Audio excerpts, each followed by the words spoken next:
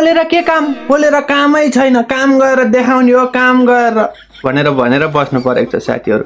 अब बालेन्साको समर्थन नपर्यो अब बालेन्साले सदनमा गएर बोलिदिउन् प्रतिक्रिया दिउन् पटङ टङ टङ टङ टङ टङ टङ टङ टङ टङ टङ मकै पड्के जस्तो पड्क्यौँ भन्ने त हामीलाई नि लाग्छ नि।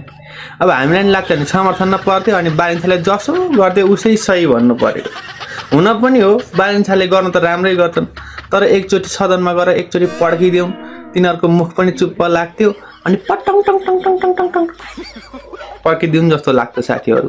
यस्तो मलाई मात्रै हुन्छ कि तपाईँहरूलाई नि हुन्छ हो गएर बोलिदिउँ जस्तो लाग्छ कि लाग्दैन।